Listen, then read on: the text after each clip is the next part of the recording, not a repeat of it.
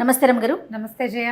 రమగారు, మనము నవరాత్రుల సందర్భంగా అమ్మవారికి పెట్టే నైవేద్యాల్ని ఒక్కొక్క నైవేద్యం మనం చేసి చూపిస్తున్నాం. మరి ఈరోజు ఏం నైవేద్యం చూపించబోతున్నాం? రవ కేసరి చూపిద్దాం.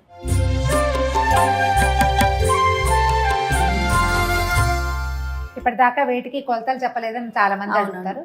పక్కా కొలతలతోటి అసలు చెడకుండా మంచి చిట్కాతోటి చెప్దాం. షూర్, ఓకే, తప్పకుండా. ముందు కాస్త మూకుడు పెట్టుకుందాం, స్టవ్ వెలిగిద్దాం. ఓకే, మనం ఈ గ్లాస్ కొలతాం అంతే. ఈ గ్లాస్తో అంటే ఏ గ్లాస్ మీరు కొలత తీసుకుంటే అది. దీంతో ఒక గ్లాస్ రవ్వ అయితే ఒక గ్లాసుకి కొంచెం తక్కువగా నెయ్యి, అంటే 3/4 గ్లాస్ సరిపోతుంది. గ్లాస్ వేసుకోవచ్చు నెయ్యి, తర్వాత గ్లాసున్నర పంచదార. ఇదే గ్లాస్తో 4 గ్లాసులు నీళ్లు. సూపర్. ఇంకొకసారి చెప్పండి రమగారు. ఒక గ్లాసు రవ్వ, ఇంకొక గ్లాసు నెయ్యి, గ్లాసున్నర పంచదార, 4 గ్లాసులు నీళ్లు. ఓకే ఓకే, జీడిపప్పు అవన్నీ మన చాయిస్, ఎన్ని వేసుకుంటే అన్నీ. ఓకే, గ్లాస్ కొలతతోటి మనం అంటే నేను కొంచెం గ్లాసుకి తక్కువే వేస్తే వేయచ్చు ఇంత, నేను ఇదిగో కొంచెం తక్కువగా. ఓకే, ముందు కొంచెం నెయ్యి వేసి మొత్తం అంతా వేయద్దు, వేసి జీడిపప్పులు వేయించి తీసేసుకుందాం. ఎలాగో మనం మూకుడు పెట్టాం కాబట్టి ఓకే, ముందు జీడిపప్పులు వేయించేసుకుందాము. ఎందుకంటే ఇది ఇప్పుడు మీరు ముందు జీడిపప్పు వేసి పక్కన పెట్టేసుకుంటే మళ్ళీ ఇది వేయక్కర్లేదన్నమాట. మళ్ళీ స్టవ్ వెలిగించడం, మళ్ళీ వేరే మూకుడు పెట్టడం.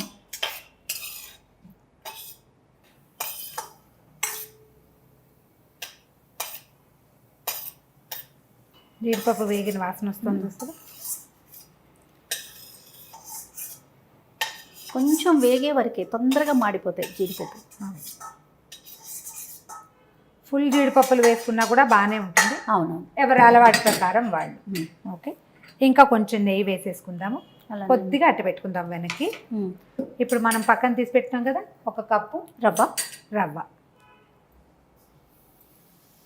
గ్లాస్తో కొలిసి ఇందులో పోసుకున్నారు. మీకు ఈజీగా ఉంటుందని అందులో పోసాను అంతే.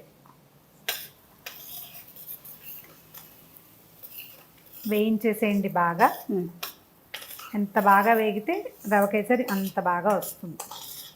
దీనికి ఏం చేయాలంటే మనం దీంతో పాటుగా మనం నీళ్లు కొలిచి పెట్టుకుంటాం కదా, 1కి 4 అవి కాగబెట్టేసుకోవాలి. వేడి నీళ్లు పోస్తే ఏమవుతుందంటే మనకి రవ్వ ఉండలు గచ్చకాయలు కాకుండా లంప్స్ ఫామ్ అయితే మళ్ళీ ఆ లంప్ని నలుపుతూ ఉండాలి, నలపాలి, వాటన్నిటిని పోగొట్టాలి కదా. మనం ఇది వేగేసరికి అవి కాగొస్తాయి. అసలు ముందు కూడా పెట్టేసుకోవచ్చు.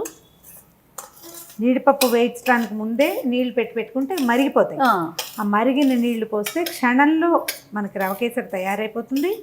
తర్వాత మోరోవర్ ఏంటంటే ఇందులో లంప్స్ రావడాలు అవి ఉండవు. నేను ఉప్మా కూడా అంతే ఉప్మా కూడా నేను వేడి నీళ్ళు పెట్టుకుంటాను నేను. అదే ఉప్మా తెల్ల రవ్వ మామూలు రవ్వైనా దానికైనా కూడా గోధుమ రవ్వ కూడా తొందరగా అవుతుంది. రెండోది ఏంటంటే ఈ ఉండలు అవ్వకుండా ఉంటుంది అనమాట. ఆ ఉండలు అవి నలబటము ఆ బాధ ఉండదు. మన చూడు ఇట్లా ముద్దగా కనిపిస్తుంది కదా రవ్వ. మళ్ళీ చక్కగా ఉడికాక కూడా ఇదే రవ్వ పోళ్ళంగా ఉంటుంది, చూడడానికి బాగుంటుంది, వస్తువు బాగుంటుంది అన్నమాట. ఫుడ్ కలర్ వేసుకుంటారు జనరల్గా. అవునండి. అయితే నేను ఫుడ్ కలర్ ప్రిఫర్ ఎందుకో సంభవం అంటే ఆరోగ్యమా ఫుడ్ గ్రేడే కదా అని అనిపిస్తుంది, కానీ చాలా తక్కువ. నాకు ఎల్లోగా రెడ్గా అలా ఉంటే ఇష్టం ఉండదు. అందుకని నేనేం చేస్తానంటే కుంకుమ పువ్వుని పాలల్లో నానబెట్టి పెడతాను. ఈ పక్కన పెట్టండి. అవునండి, కుంకుమ పువ్వు మనం ఖరీదు ఎక్కువ కదా, కొద్దిగా కొనుక్కున్నా కూడా అది చాలా రోజులు వస్తుంది. కొంచెం నలకంత వేసుకుంటాం, ఇలాంటి వాటి అప్పుడే కదా. ఇప్పుడు ఫుడ్ గ్రేడ్ కలర్ కొంటాము, ఇంత డబ్బా కొన్నాం అనుకో, ఎన్నిసార్లు వేస్తాం మనం? దానికి వేసేది కూడా ఒక చిటికెడు, అది నిలవ పెట్టాలి.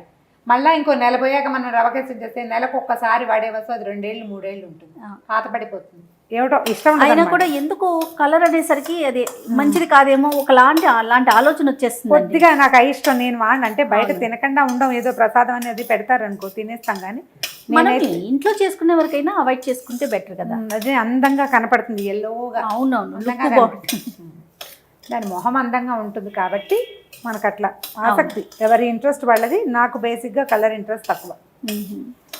మా కజిన్ సిస్టర్ ఒక ఆవిడ బీట్రూట్ రసం వేస్తారు, బాగుంటుంది, పింక్గా వస్తుందని చెప్పారు. నేను ట్రై చేయలేదు ఎప్పుడు.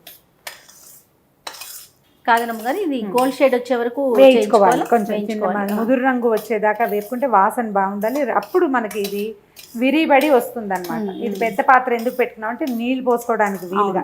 చిన్న గ్లాస్ దానికి ఇంత మూకుడు అక్కర్లేదు. మనం మొత్తం అంతా ఇంట్లో చేస్తాం కదా, మళ్ళీ పంచదార వేస్తాము. అవును. ఒకవేళ మనం మామూలు రోజుల్లో చేసుకున్నాం అనుకో, ఇది అంటే మెయిన్ ఐటెంగా చేసుకోం కదా. అవునండి. అప్పుడు కూడా ఈ గ్లాస్ నెయ్యి వేయకపోయినా హాఫ్ గ్లాస్ నెయ్యి వేసుకున్నా కూడా బాగానే ఉంటుంది. ఎక్కువ నెయ్యిగా ఇష్టం లేకపోయినా అదేలేండి కొంచెం తక్కువ నెయ్యి తగ్గించుకోవచ్చు. ప్రసాదంగా చేసేటప్పుడు మనం కొంచెం ధారాళంగా వేస్తే ఎక్కువ టేస్టీగా ఉంటుంది. తలా ఒక స్పూనే అంతే కదా. నీళ్ళు కూడా కాగుతున్నాయి రమ్మగారు. సిమ్లో పెడతాం. ఇది వచ్చేసరికి సరిపోతుంది. చూడు చేయాలి, వేగిపోయింది చూస్తావా? అవునండి. నీళ్ళు పోసేద్దాం. నీళ్ళ స్టవ్ ఆపేసి దీంట్లో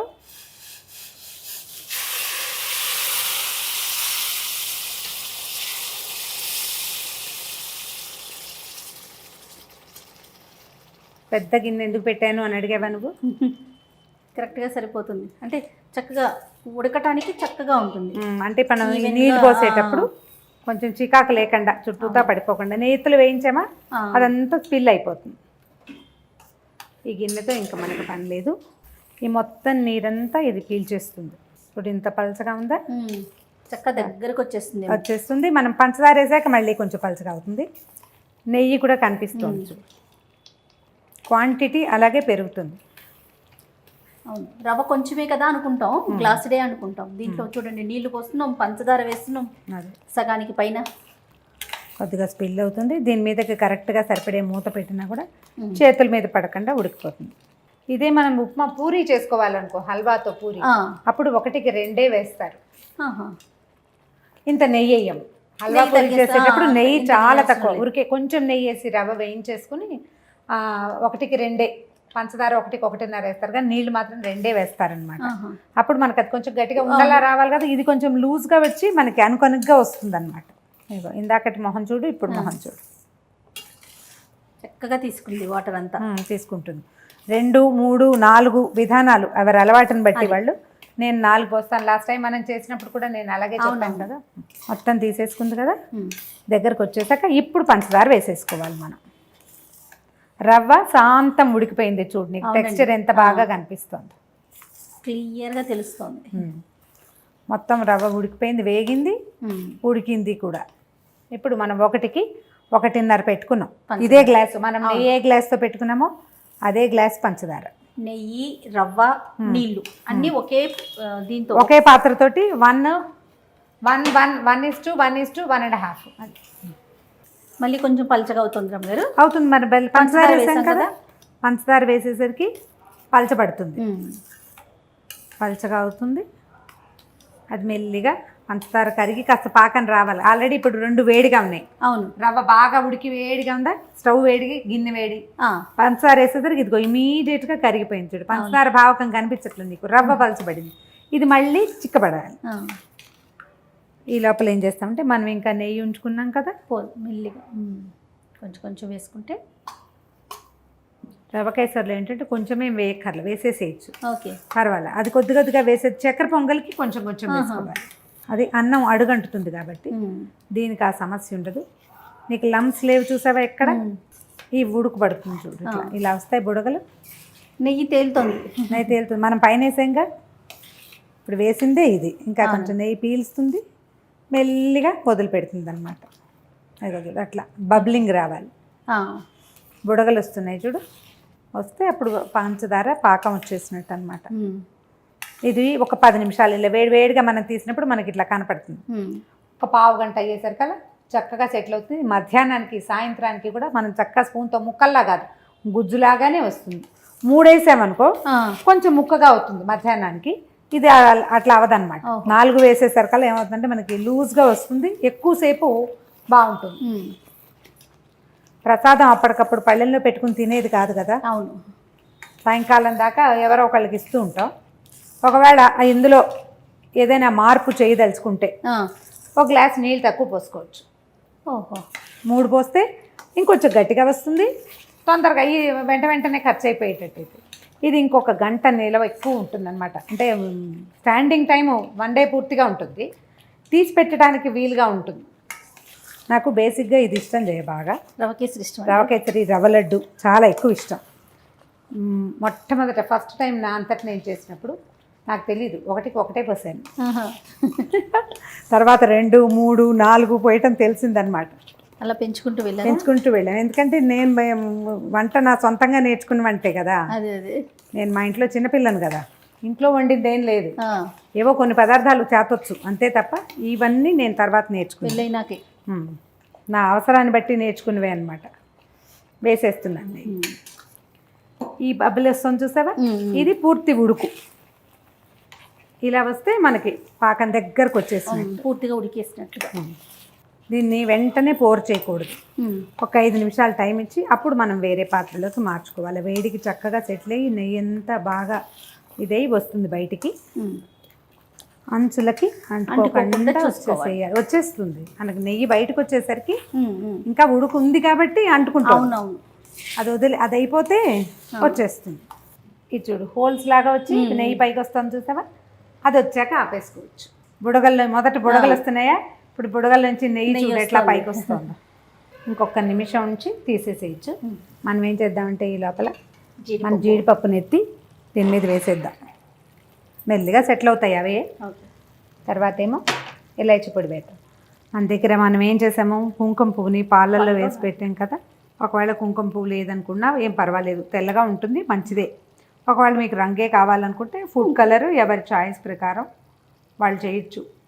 మీకు ఇంకో టిప్ నేనేం చెప్పానంటే, బీట్రూట్ జ్యూస్ ఒక 2 స్పూన్ల జ్యూస్ తీసి చిక్కటిది అంటే కోరేసి దాన్ని పిండేసామనుకో కరెక్ట్గా జ్యూస్ వస్తుందా, ఆ జ్యూస్ వేసుకోవచ్చు. పింక్ షేడ్లో వస్తుందట, హెల్దీయే కదా, అంతే, న్యాచురల్ థింగ్ కదా, కలర్స్ కన్నా మంచిదే కదండి. ఆపేద్దాం స్టవ్. అయిపోయింది చూడు, మన నెయ్యి అంతా వచ్చేసింది పైకి. స్టవ్ ఆపేసాము.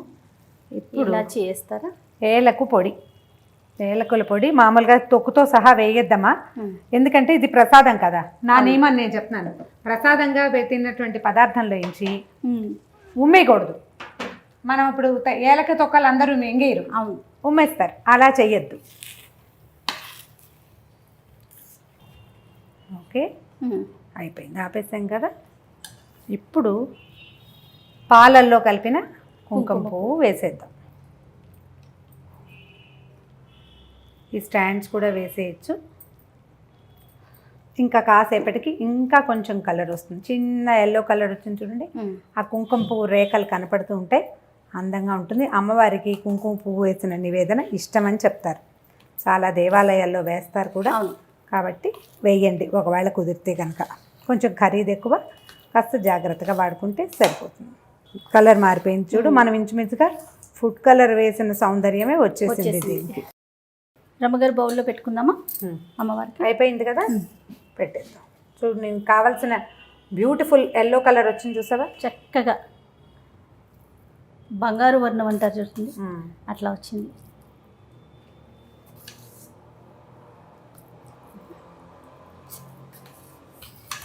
ఈవెన్గా ఒకే రంగు వచ్చింది కదా. అవునండి.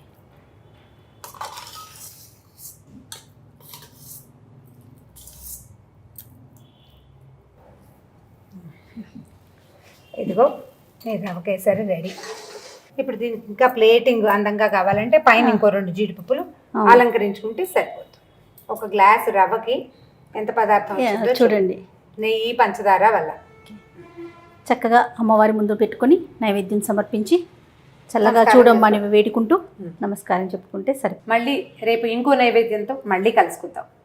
థ్యాంక్ యూ రమ్మ గారు. ఓకే జయ.